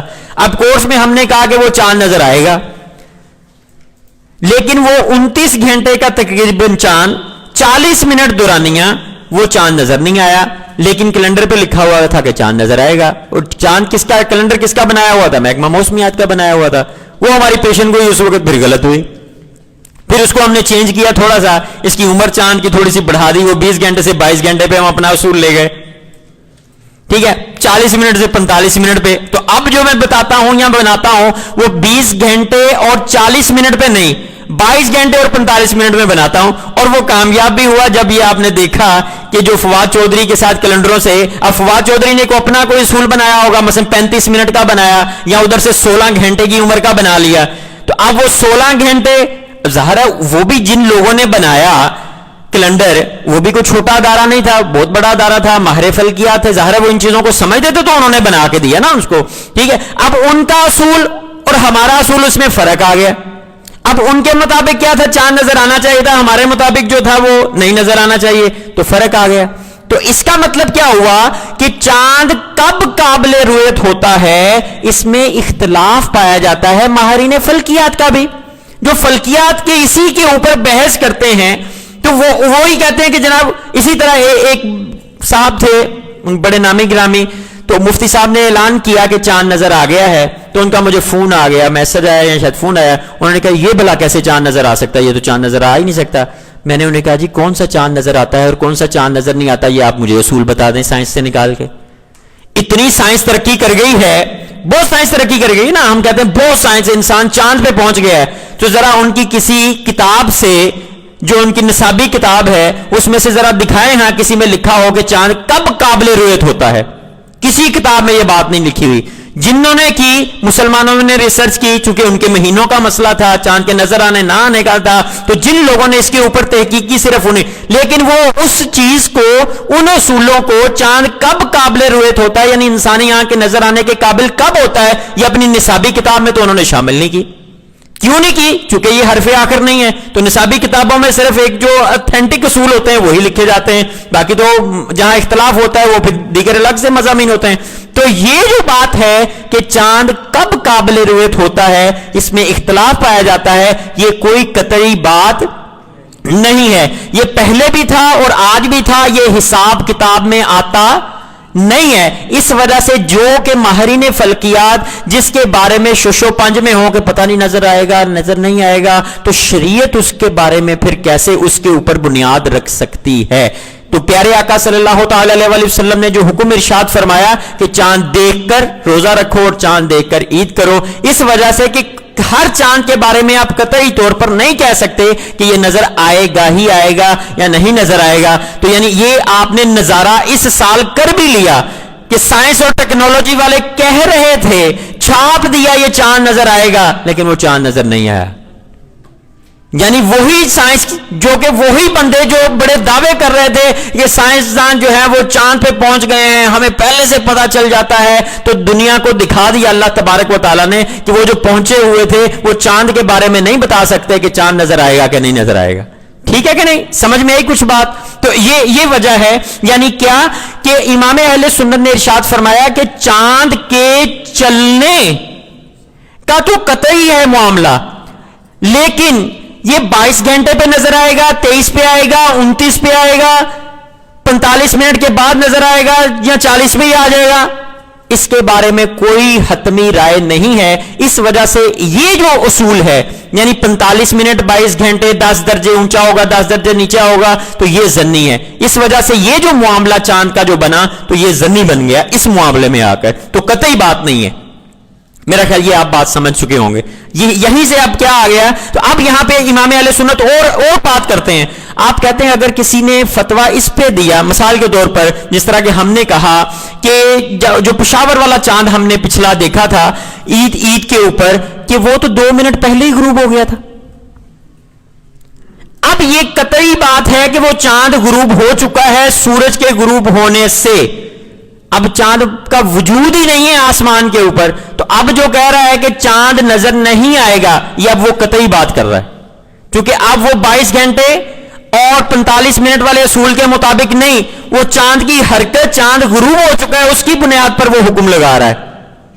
سمجھ میں آئی بات کہ وہ ہے ہی نہیں چاند، چاند ہوگا تو نظر آئے گا نا۔ میرا خیال یہ آپ بات سمجھ چکے ہوں گے۔ جی اب دیکھتے ہیں سوالات جو ہمارے ہیں۔ جی رؤیت ہلال کے ثبوت کے لیے حسابات یقینی ہیں یا کہ ظنی، یہ بھی آپ کو بتا دیا میں نے۔ پرائیویٹ رؤیت ہلال کمیٹیوں کی شرعی حیثیت کیا ہے وہ بھی ہم نے بات کر لی۔ اوقات نماز کے کیلنڈر جائز تو قمری کیلنڈر شرعن ناجائز کیوں، یہ بھی بات آپ کو میں نے سمجھا دی، کیونکہ قمری کیلنڈر جو ہے وہ حتمی رائے نہیں ہے، حتمی کیلنڈر جو ہے وہ نہیں بنایا جا سکتا۔ کیوں نہیں بنایا جا سکتا؟ کہ اصول ہی کوئی موجود نہیں ہے، یہ بھی اندازے ہیں۔ مثلا میں نے اندازہ لگا لیا کہ 22 گھنٹے 45 منٹ پہ نظر آئے گا، ہو سکتا ہے وہ نہ نظر آئے، ہو سکتا ہے اس سے پہلے کچھ دیر نظر آ جائے، لیکن اکثر ہمارا ابھی تک تو ٹھیک جا رہا ہے۔ تو اس وجہ سے جو سورج کا معاملہ ہے وہ اس کی حرکت قطعی ہے اور چاند کی بھی قطعی ہے، لیکن سورج کے لیے ہمیں وہ دیکھنا نہیں پڑتا۔ چاند طلوع ہو جائے، اس کا یقین ہو جائے تو کیا ہوگا، طلوع کا وقت ہو جائے گا، سر پہ آ جائے گا تو وہ ہو جائے گا، یعنی اس کو دیکھنا شرط نہیں ہے کہ سورج کو آپ دیکھیں گے تو پھر آپ نماز کا وقت شروع ہوگا، پھر آپ نماز پڑھیں گے، ٹھیک ہے۔ جبکہ اس طرف کیا ہے، چاند کے لیے نظر آنا ضروری ہے. اگر بادل ہو جائیں تو پھر بھی آپ مہینہ شروع نہیں کر سکتے, بلکہ کیا کریں گے, آپ 30 کی گنتی پوری کریں گے. جب یہ اصول شریعت نے ہمیں دیا ہے تو ہم نے اس کے مطابق چلنا ہے, نہ کہ کیلنڈروں کے مطابق کرنا ہے. یعنی ہم نے مہینہ کیسے شروع کرنا ہے, یہ طریقہ جو شریعت نے ہمیں دیا ہے ہم نے اس کے مطابق دیکھنا ہے. جی آگے دیکھیے, مرکزی رویت ہلال کمیٹی کا اجلاس 28 یا 30 تاریخ کو کیوں نہیں ہوتا؟ شریعت نے ہمیں 29 تاریخ کو چاند کی تلاش کا حکم دیا ہے, تو پھر 28 کو ایک دن پہلے کیوں کریں گے جی؟ اب اگر 29 کو نظر نہیں آیا تو 30 کو کرنے کی کیا ضرورت ہے؟ اگر نہیں نظر آیا تو 30 کی گنتی پوری کریں. چونکہ یہ بھی سوال آتا ہے, مثال کے طور پر پشاور والے کہتے ہیں, یا وہ ایک دن چونکہ پہلے اعلان کر دیتے ہیں جی ہمیں تو چاند نظر آ گیا, تو اس وقت بعض اوقات کیا ہوتا ہے, ہمارے ہاں 29 اگلے دن اجلاس ہونا ہوتا ہے, وہ ایک دن پہلے ہی اجلاس لے کے بیٹھ جاتے ہیں. سمجھ میں آئی بات؟ تو اب وہ ایک دن پہلے, تو ہمیں کہا جاتا ہے جی آپ کیوں نہیں ایک دن پہلے جو چاند آپ آج دیکھ رہے ہیں وہ ایک دن پہلے وہاں جا کے دیکھ لیتے آپ. تو وہ اجلاس بلانا ہی شرعاً ناجائز ہوگا. 28 کو کون سا اجلاس ہوتا ہے؟ 29 کو اجلاس ہوگا, تو جب 29 آئے گی پاکستان میں جب ہوگی تو اس کے مطابق ہم کریں گے. میرا خیال یہ بھی بات آپ کو سمجھ آ گئی. شرعی قاضی کون ہوگا؟ کیا شرعی قاضی کے پاس گواہی کو رد کرنے کا اختیار ہوتا ہے؟ یہ بڑی مزیدار بات ہے. وہ کہتے ہیں یار یہ دیکھیں کتنے بندے بیٹھے ہوئے ہیں, یہ اس کو بھی چاند نظر آیا, اس کو بھی آیا, اس کو بھی آیا, ایک مفتی صاحب ہماری گواہی نہیں مانتے. یار یہ بڑا مسئلہ ہے, یہ بہت بڑا, یعنی وہاں پشاور, مردان, نوشہرہ, چارسدہ, یہ سب جہاں پہ ایک دن پہلے روزہ عید ہوتا ہے نا, آپ ذرا ان سے پوچھیں, وہ یہی کہیں یار مفتی صاحب ہماری گواہی نہیں مانتے, یار پتہ نہیں ہم مسلمان نہیں ہیں, ہم پتہ نہیں کیا ہے یار, یہ پتہ نہیں یہ یا ہم جو ہے ان کے معیار کے مسلمان جو ہونے کا جو معیار ہے اس کے اوپر ہم پورے نہیں اترتے. پھر وہ آگے سے دلائل دیتے ہیں, دیکھیں یار سب سے زیادہ نمازیں ادھر KPK وغیرہ میں پڑھی جاتی ہیں, لوگ بھی زیادہ ادھر کرتے ہیں, پردہ بھی دیکھیں لوگ زیادہ. میں نے کہا یار یہ بات ٹھیک ہے, لیکن آپ مجھے صرف یہ بتائیں کہ اگر کوئی دعویٰ کرے کہ مجھے چاند نظر آ گیا ہے, اس کے مطابق اعلان کر دیا جائے, قاضی کے پاس یہ اختیار ہی نہ ہو کہ وہ کسی کی گواہی کو رد کر سکے. آپ میری بات سمجھ رہے ہیں؟ یعنی قاضی کی, کسی نے کہا چاند نظر آ گیا ہے تو قاضی کی کیا ضرورت ہے بھی چاند نظر آ گیا تو اعلان کر دو, حکومت اعلان کر دے. تو قاضی کیوں بنایا جاتا ہے؟ قاضی اسی وجہ سے بنایا جاتا ہے کہ اگر کوئی شخص دعویٰ کرے کہ مجھے چاند نظر آ گیا ہے تو وہ قاضی کے پاس جائے, قاضی جائزہ لے کہ کیا یہ بندہ ٹھیک بات کر رہا ہے یا نہیں کر رہا, کیا شریعت کے جو اصول, قواعد و ضوابط جو شریعت نے دیے ہیں کیا یہ بندہ ان کے اوپر پورا اترتا ہے کہ نہیں پورا اترتا ہے. اگر پورا اترتا ہے تو کیا کرے, اس کو قبول کر لے. اگر وہ مطمئن نہیں ہوتا, قاضی جو ہے وہ مطمئن نہیں ہوتا تو اس کو رد کر دے. تو کیا ہوا کہ اس کا کام ہی, قاضی کا کام ہی یہ ہے کہ اس نے جائزہ لینا ہوتا ہے کہ گواہی قابل قبول ہے کہ نہیں ہے.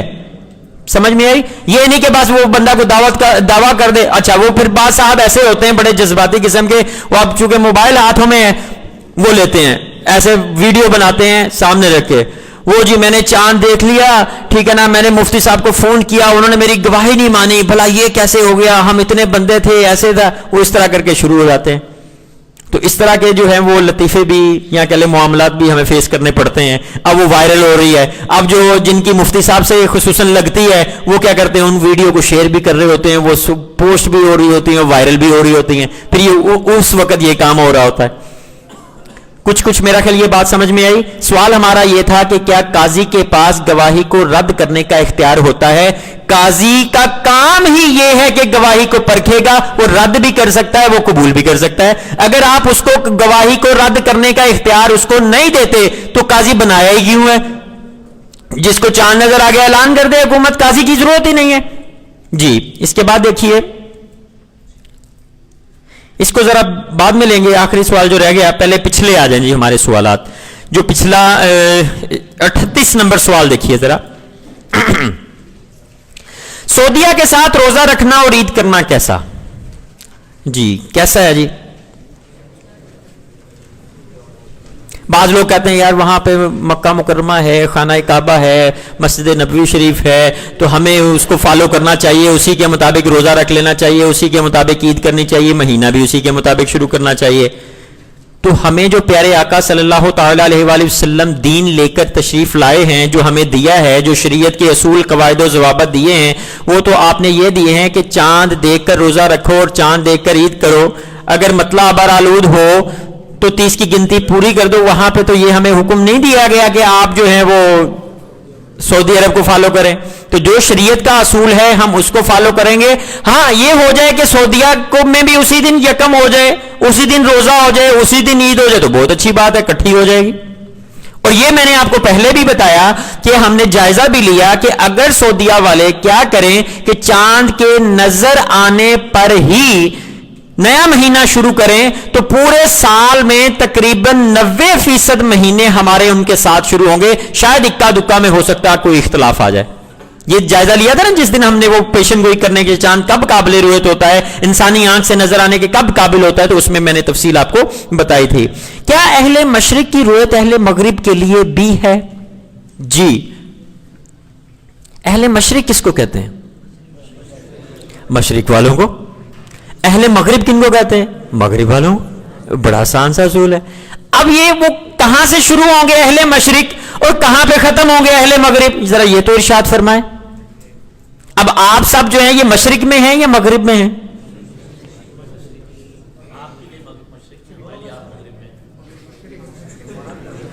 یہ بھی بات ہے. کہتے جی مشرق میں ہیں. آپ سب مشرق میں بیٹھے ہوئے کہ مغرب میں بیٹھے ہوئے؟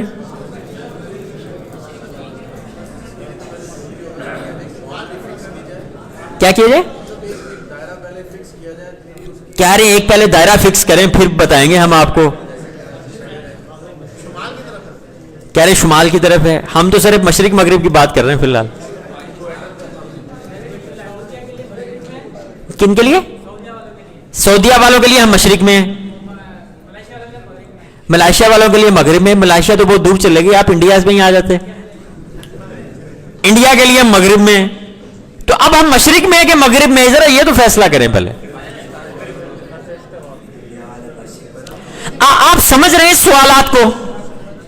سوال سمجھ میں آ جائے نا تو پھر بندہ جواب تک کسی نہ کسی طرح پہنچ ہی جاتا ہے کہ یار ایسے نہیں ایسے. جی ذرا سنیے چونکہ یہ آگے کام استعمال ہوگا. مشرق کیا ہوتے ہیں اور مغرب کیا ہوتی ہے؟ اہل مشرق کون ہوں گے اور اہل مغرب کون ہوں گے؟ سب سے پہلے تو یہ ہے، خاموشی بھی، سب سے پہلے تو یہ ہے کہ ایک عالمی معیار مقرر کیا گیا ہے کہ مشرق کیا ہے اور مغرب کیا ہے. عالمی معیار کا مطلب کیا ہے کہ جو گرینج ہے یعنی لندن ہے اس میں گرینج اور وہاں پر ایک لائن اس طرح، یعنی کہہ لیں کہ جس طرح میں کھڑا ہوں تو یہ شمال ہو گیا اور یہ جنوب ہو گیا.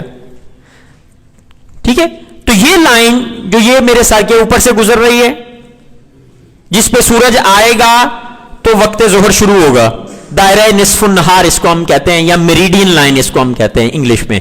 یہ لائن اور اسی طرح یہ زمین پہ بھی لائن، جس طرح ہم نے آسمانی خط استوا اور زمینی خط استوا پڑھا تھا جو کہ آدھا کیا کر دیتا ہے شمالی دنیا اور آدھی کیا ہو جاتی ہے جنوبی دنیا، جس کے اوپر سورج کیا کرتا ہے 21 مارچ کو آتا ہے.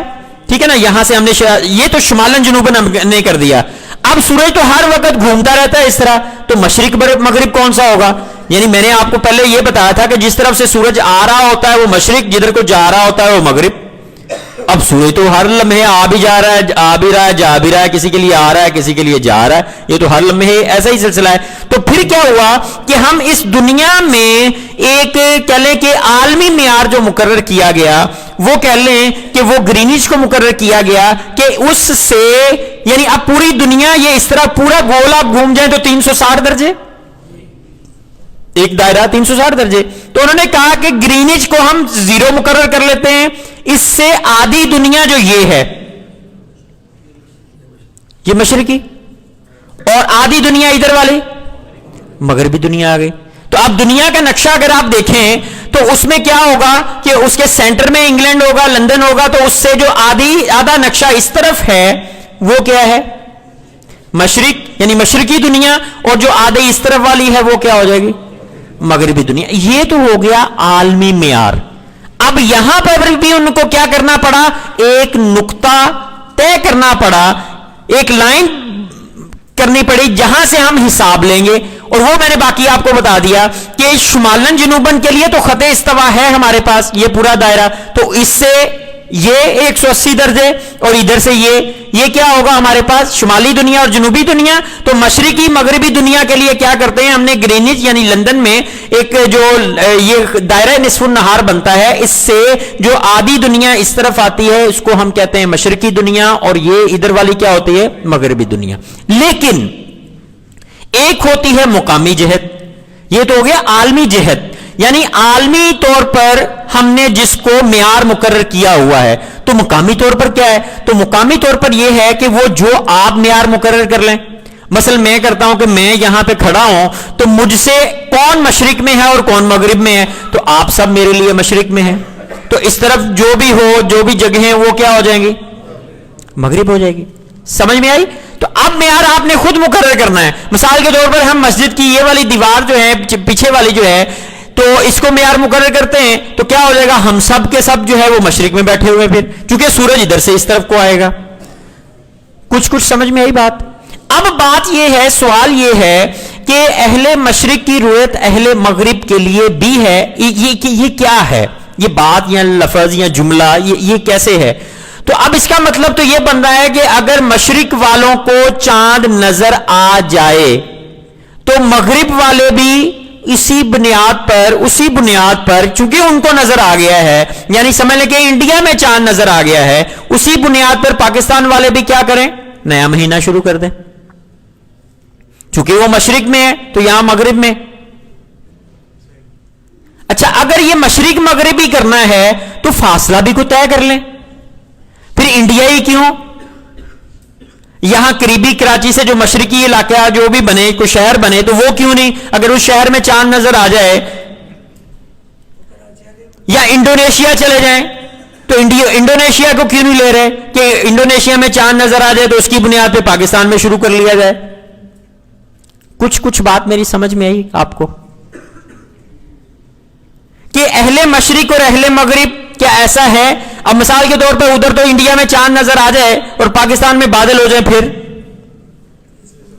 تو اس کا مطلب کیا ہوا کہ اہل مشرق یا اہل مغرب جہاں پر جو قاضی ہوگا وہ قاضی اس چیز کا فیصلہ کرے گا کہ کیا دوسرے علاقوں کی، دوسرے شہروں، دوسرے ملکوں کی گواہی اس کے ہاں قابل قبول ہے کہ نہیں ہے، پھر وہ فیصلہ کرے گا. ٹھیک ہے، یہ ایک تھوڑا سا مسئلہ تھا جو میں نے آپ کو بتایا کہ مشرق مغرب، اور یہ جملہ آپ کو سمجھ جانا چاہیے کہ یہ کیا لکھا ہوا ہے. پھر اس کے بعد ہے کس عیسوی تاریخ کو کون سی اسلامی تاریخ ہوگی، یہ بھی آپ نے نکالنا سیکھ لیا ہوا ہے. کیا ایک ملک میں چاند نظر آنے پر دوسرے ملک والے اسی بنیاد پر یکم کر سکتے ہیں؟ انڈیا میں چاند نظر آ جائے تو کیا پاکستان والے یکم کر سکتے ہیں؟ کیوں نہیں کر سکتے؟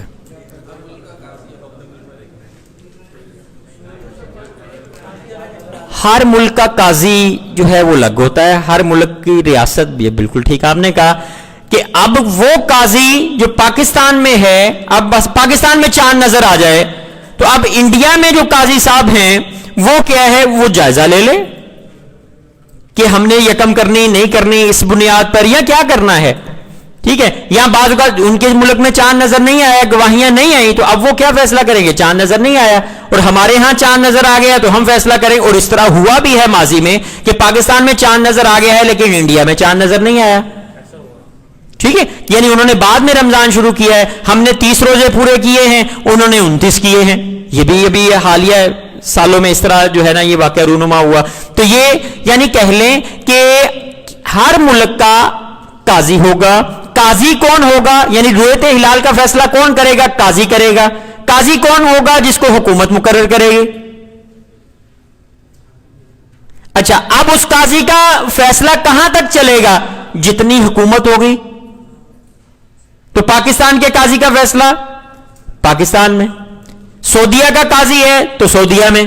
اب یہاں پہ وہ مسئلہ آ گیا جو یہاں سے سوال تھا کہ جو حج ہوتا ہے، جو عید ہوتی ہے، جو روزہ ہوتا ہے، تو پھر اس کا کیا حکم ہوگا؟ سعودیہ میں بغیر چاند دیکھے، انسانی آنکھ سے چاند نظر آئے بغیر روزہ ہونا، حج ہونا، یعنی یہ فرض عبادات کا ہو جانا، تو اس کا کیا شرعی حکم کیا ہوگا؟ تو اس میں ہم کہتے ہیں چونکہ وہ فیصلہ ان کی ریاست کا فیصلہ ہوتا ہے، ان کی عدالت کا فیصلہ ہوتا ہے، تو وہ کیا ہوگا؟ وہ ان کے رہنے والوں کے لیے اس پر عمل کرنا ضروری ہوگا. समझ में आई बात, वो उनके रहने। तो हम अगर उस मुल्क में जाएंगे हज करने, रोजा रखने, ईद करने, तो हम भी पाबंद होंगे, उसके मुताबिक करें। हाँ ये है कि उनकी तवज्जो दिलाई जाए कि यार ये फैसला जो है वो ऐसा नहीं, लेकिन वो फिर वहां से क्या दलाइल आते हैं, वो कहते हैं कि ये जो न्यू मून है, नया चांद है, अगर आप दूरबीन से कर लें या हिसाबात से कर लें तो तब भी एक ही बात है, हम उसको ले लेते हैं। यानी जो शरीयत में आया है कि चांद देखकर रोजा रखो, चांद देखकर ईद करो, ये चांद इस तरह इंसानी आंख से देखना जरूरी नहीं है। अगर आप हिसाबात से भी आपको पता चल जाए कि नया चांद बन गया है तो आप महीना शुरू कर सकते हैं। हम कहते हैं कि ये जो आप वजह बयान कर रहे हैं ये काबिल कबूल हमारे नजदीक नहीं है। वो कहते हैं आपके नजदीक नहीं होगी, हमारे नजदीक तो है ना,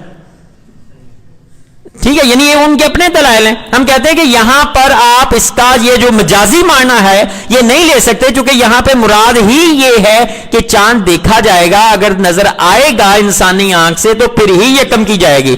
अब वो उनके अपने दलाल या कह लें कि उनकी अपनी ही मर्जी है, वो कहते हैं जी बस ठीक है जी, हिसाबात कर लिए, बस ठीक है, हो गया, कैलेंडर बना लिया, नजर आए ना आए, हम तो इसके मुताबिक शुरू करेंगे। अब चूंकि उनकी रियासत का फैसला है, ठीक है, उनके मुताबिक वो ठीक होगा या उसको वो ठीक समझते होंगे, इस वजह से वो करते हैं। तो चूंकि रियासत का फैसला है, वहां के अवाम को, वहां के रहने वालों को, उस मुल्क में जब हम होंगे तो उसके मुताबिक रोजा रखना, ईद करना। अब अगर वो फैसला गलत है तो अगर कोई वबाल आएगा या गुनाहगार होगा तो वो कौन होगा, वो काजी होगा या जो भी वहां पे जो जिम्मेदारान हैं इसके, वो उसके जिम्मेदार होंगे। मेरा ख्याल ये बात भी आप समझ गए जी। आगे चलते हैं हमारे पास। अगर काजी काफिर हो, इसके लिए मैंने फिर आपको वो रिसाला मुफ्ती साहब का भेजा था, उसमें लिखा हुआ है वो योम शक का रोजा, ठीक है ना, उसमें ये तफसील लिखी हुई है, उसमें आप जरा ले लें जी। आगे है, जब हिसाबात से चांद की रुयत का अंदाजा लगाया जा सकता है तो रुयत हिलाल कमेटी की क्या जरूरत, ये भी एक सवाल किया जाता है। तो रुयत हिलाल कमेटी की जरूरत इस वजह से बनती है कि हिसाबात से चांद का हम अंदाजा लगा सकते हैं, शरई फैसला नहीं कर सकते।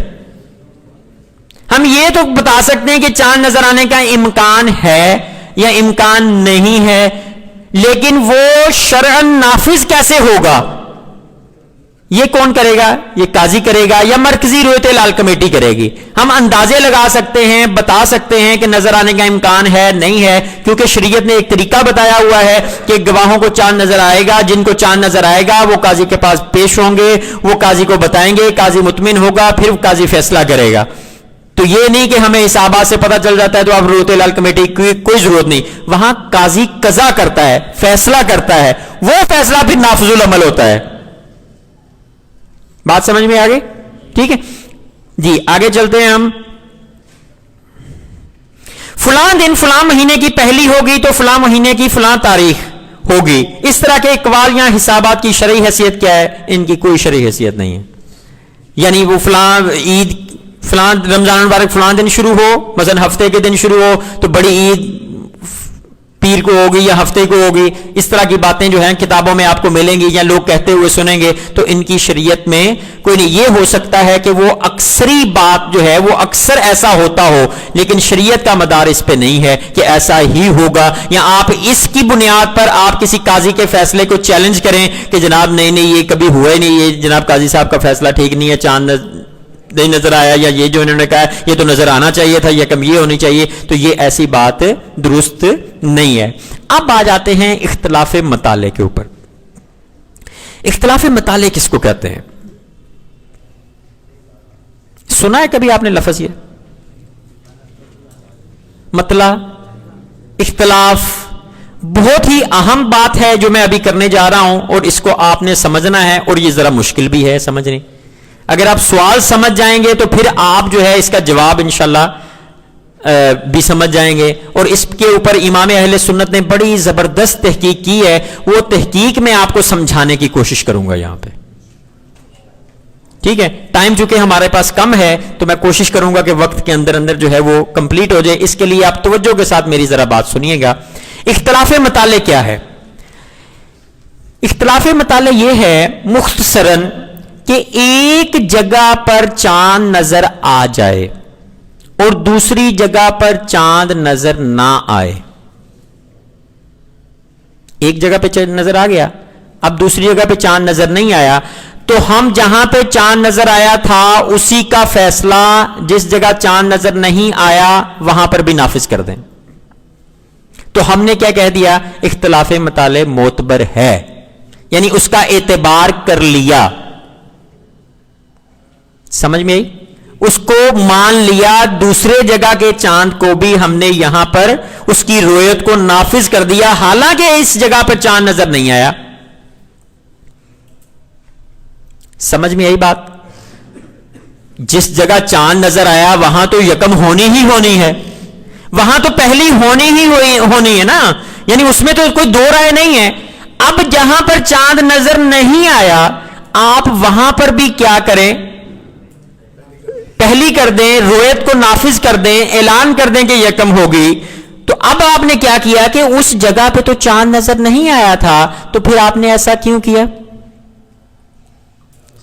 مثلا پاکستان میں یہ اصول ہے کہ ہم کیا کرتے ہیں کہ پوری پاکستان کی حدود کے اندر جو پاکستان کا جو ایریا ہے اس کے اندر کسی بھی جگہ کسی بھی شہر میں اگر چاند نظر آ جائے تو ہم کیا کرتے ہیں، پاکستان کی مرکزی رویت ہلال کمیٹی کیا فیصلہ کرتی ہے، چونکہ پاکستان کے اندر چاند نظر آ گیا ہے اس وجہ سے وہ پورے پاکستان میں اس کا حکم نافذ کر دیتے ہیں، بھلے وہ تفتان میں ایک کنارے پہ جا کے چاند نظر آیا ہو، یا کراچی میں چاند نظر آیا، پورے ملک میں تو چاند نظر نہیں آیا.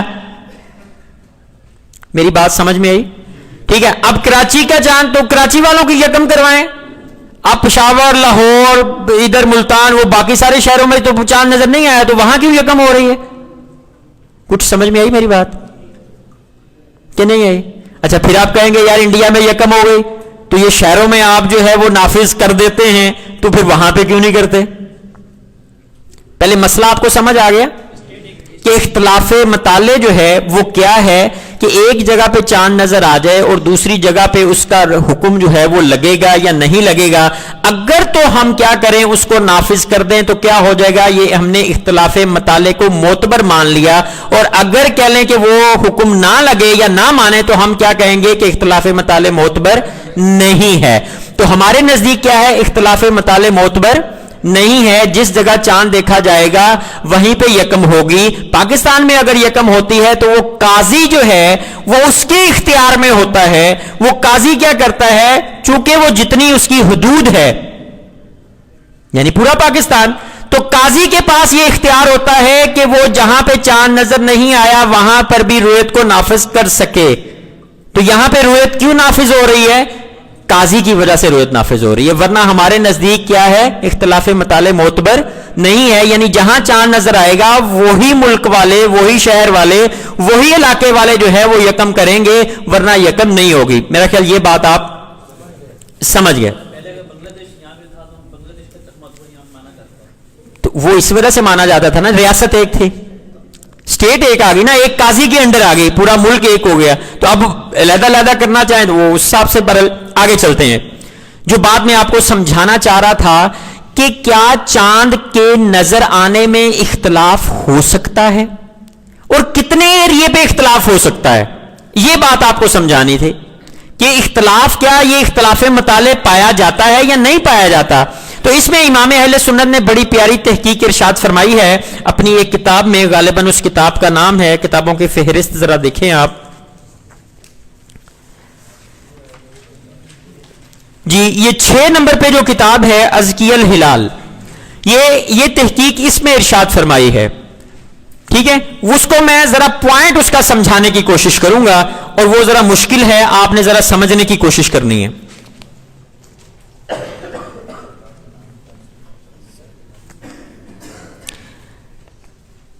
یعنی جو امام اہل سنت نے ارشاد فرمایا کہ اختلاف مطالع جو ہے یہ معتبر نہیں ہے، تو کیوں ارشاد فرمایا؟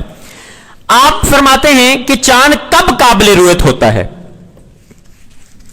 اس میں اختلافات ہیں کہ چاند کب قابل رویت ہوتا ہے.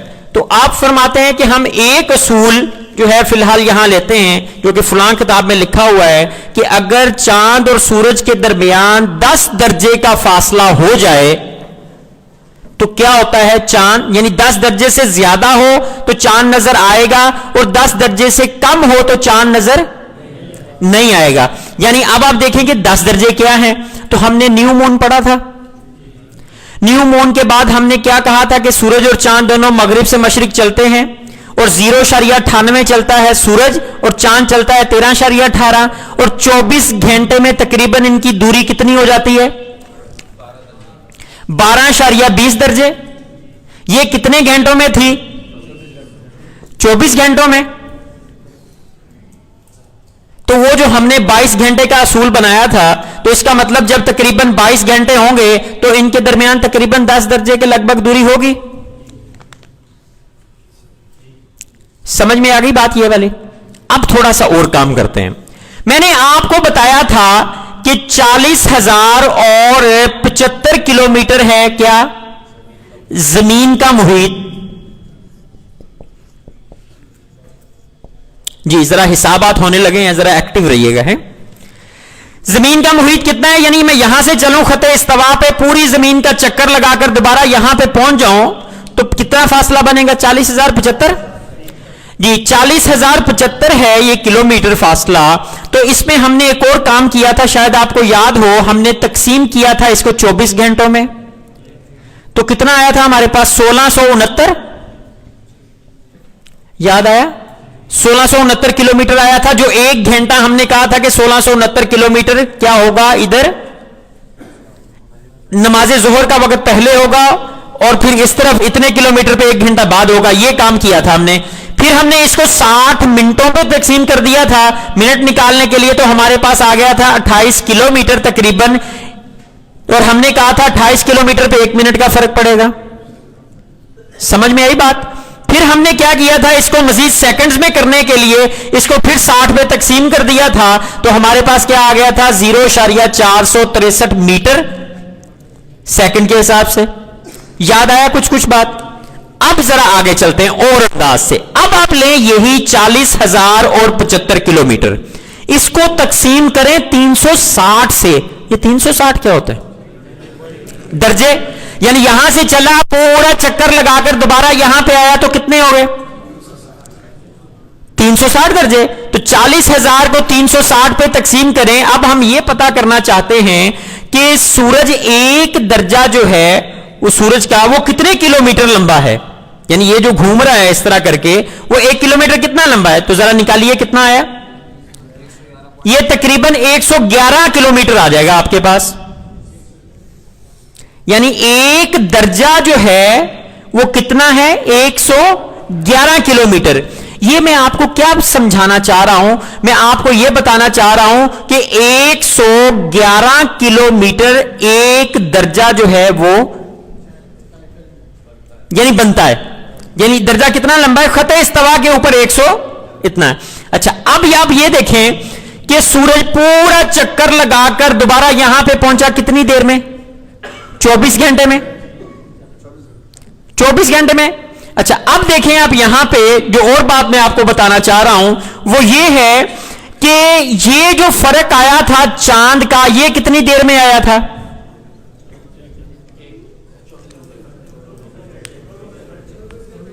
24 گھنٹے میں فرق آیا تھا نا. اب ہم نے یہ دیکھنا ہے کہ یہ 12.20 درجے جب سورج نے مشرق سے مغرب اپنے 360 درجات پورے کیے, سمجھ میں آئی؟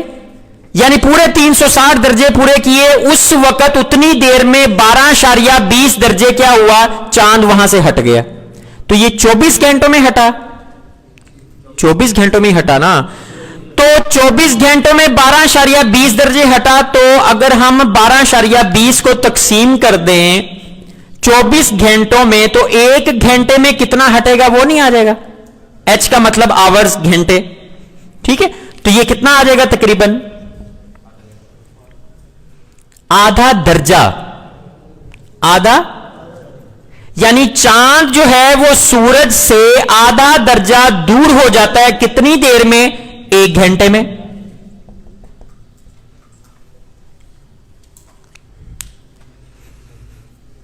سمجھ میں آئی؟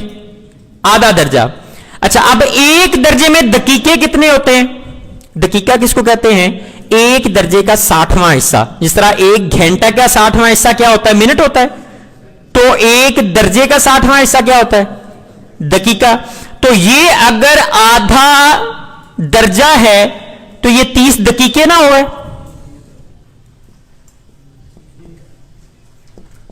یعنی 30 منٹ آپ کہہ لیں. منٹ کہیں گے تو آرک منٹ آپ کو کہنا پڑے گا, چونکہ یہ گھڑی کا منٹ نہیں ہے, یہ وہ زاویے کے جو 60واں حصہ کیا ہے وہ, تو میں وہ گڑبڑ نہ ہو جائے تو میں سمجھانے کے لیے کیا کہہ رہا ہوں, 30 دقیقے. کتنی دیر میں, 1 گھنٹے میں کیا کرے گا, چاند ہٹ جائے گا کس سے, سورج سے, مغرب سے مشرق کی جانب. کتنی دیر میں, 1 گھنٹے میں 30 دقیقے ہٹ جائے گا. اگر 1 گھنٹے میں 30 دقیقے ہٹتا ہے تو 1 منٹ میں کتنا ہٹے گا, 1 گھنٹے میں کتنے ہوتے ہیں, 60 منٹ. تو تقسیم کریں گے تو کتنا آ جائے گا, آدھا دقیقہ. آدھا دقیقہ 1 منٹ میں ہٹے گا. یہ سمجھ میں آ گئی. چاند سورج سے ہٹے گا کتنا, آدھا دقیقہ 1 منٹ میں وہ فاصلہ اختیار کرے گا کس سے, سورج سے. کتنی دیر میں, 1 منٹ گھڑی کا وہ ہٹ جائے گا. اب آئیں دوسری طرف, 24 گھنٹے میں کتنے منٹ ہوتے ہیں, 24 کو 60 سے ضرب دے دیں تو جواب آ جائے گا. دیکھیں کتنا آیا, 1440 آ گیا. اب ہم کیا کرتے ہیں, 1440 کو یہ کتنی دیر میں, 1440 منٹ 24 گھنٹے میں ہوئے تو ٹوٹل درجے کتنے ہیں, 360. 360 پہ تقسیم کر دیں, دیکھیں کیا جواب آیا. کیلکولیٹر استعمال کر لیں. کیا آیا, 4 منٹ. یہ 4 منٹ کیا ہے, یہ 4 منٹ یہ ہے کہ جب 4 منٹ گزرتے ہیں تو سورج جو ہے وہ 1 درجہ طے کر لیتا ہے. یعنی 360 درجے اس نے 1440 منٹ میں طے کیے نا, تو 1 درجہ کتنی دیر میں طے کرتا ہے, 4 منٹ میں. تو یہ 4 منٹ میں سورج مشرق سے مغرب 1 درجہ طے کرتا ہے.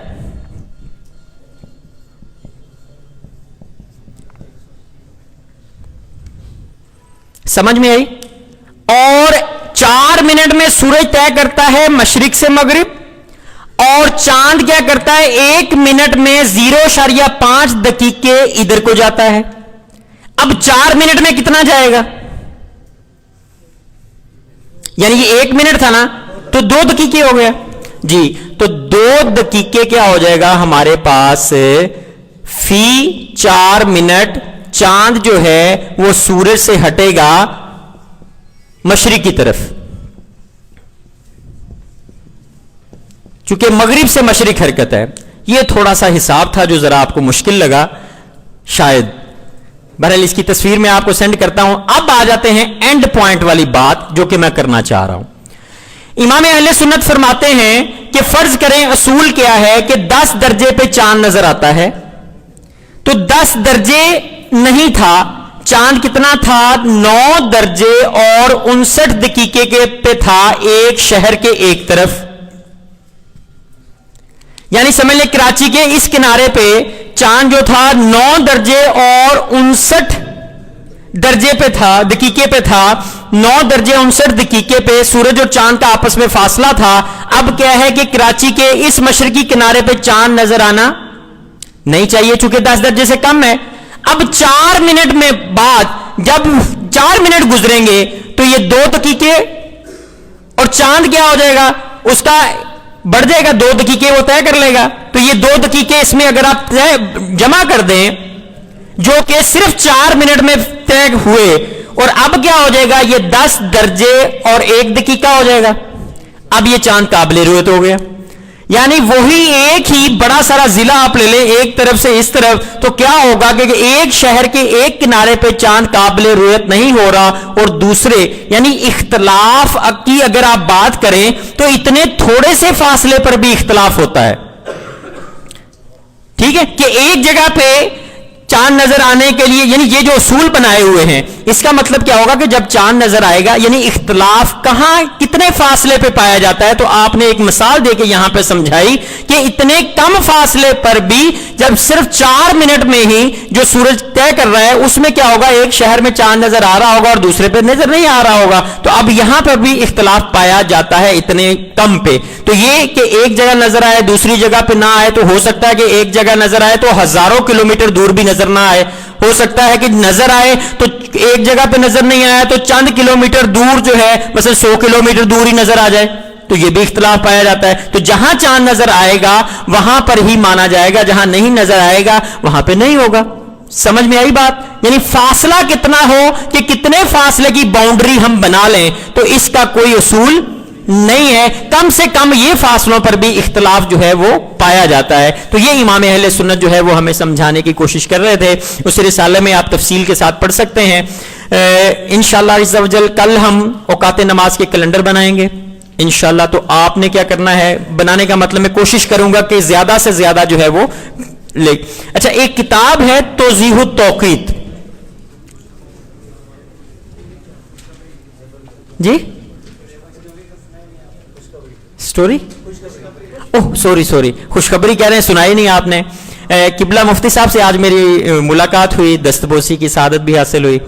تو ماشاءاللہ بڑا سکون بھی ملا، اور کہہ لیں کہ قبلہ مفتی صاحب خوش بھی تھے الحمدللہ. اور کہہ لیں کہ ان سے ٹائم ہم نے جو ہے وہ میں نے لیا ہے. جس دن ہمارا کورس ختم ہوگا اس سے اگلے ہی دن یعنی بدھ والے دن انشاءاللہ ہماری تقریب تقسیم اسناد ہوگی.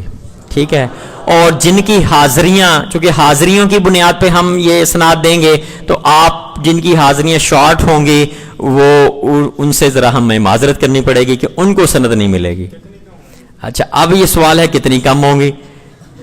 ٹھیک ہے، اس کا اعلان ہم کریں گے 14ویں دن، اور آپ کے نام بھی آپ کو بتائیں گے اور اعلان بھی کریں گے کہ ہم نے جو طے کیا ہے انتظامیہ نے یا جو کورس کر رہے ہیں کہ اتنی حاضری والوں کو اسناد دے دیں.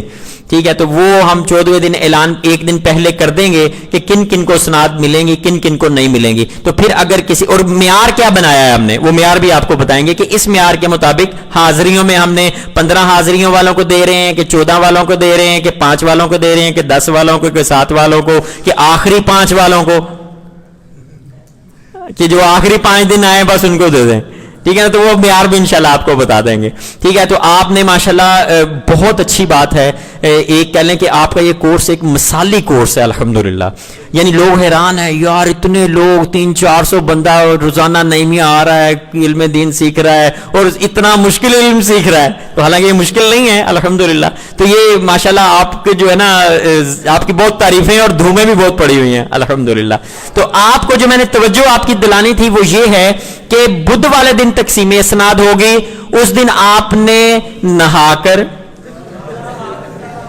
اچھے کپڑے پہن کے صاف ستھرے ہو کے وہ آپ نے ابھی سے اس کی تیاری کر لینی ہے کہ میں نے کون سے، اب دیکھیں نا تصاویر بن رہی ہوں، قبلہ مفتی صاحب ہوں اور کسی کے وہ بال ادھر کو جا رہے ہیں، کپڑے میلے ہیں یا وہ تیاری نہیں ہے. تو میں اتنے دن پہلے، یعنی آج آپ کو اناؤنس کرنے کا مقصد یہ ہے کہ آپ نے اس دن آپ نے کیسے آنا ہے وہ کرے. پروگرام مختصر ہوتا ہے، کوئی لمبا چوڑا نہیں ہوتا. پروگرام میں تلاوت ہوگی، نعت ہوگی، اس کے بعد قبلہ مفتی صاحب کا بیان ہوگا. اب قبلہ مفتی صاحب جو ہے وہ 2 منٹ کا بیان کریں یا 2 گھنٹے کا بیان کریں. ٹھیک ہے نا، وہ مہمان ہیں بلکہ ہم جو ہیں تو کہہ لیں کہ وہ ان پہ ہوگا. تو وہ جو ہی بیان ختم ہوگا تو اس کے بعد کیا ہوگا، تقسیم اسناد ہو جائے گی. مختصر سا پروگرام ہوتا ہے، یہی 1.5 گھنٹے، اسی کے مطابق آپ جو ہے نا کمپلیٹ ہو جائے گا انشاءاللہ عز و جل. تو اس کے لیے آپ نے ابھی سے تیاری کرنی ہے انشاءاللہ عز و جل. اللہ تبارک و تعالیٰ سے دعا ہے کہ جو کچھ سیکھا ہے اس کو یاد رکھنے، دوسروں تک پہنچانے کے ساتھ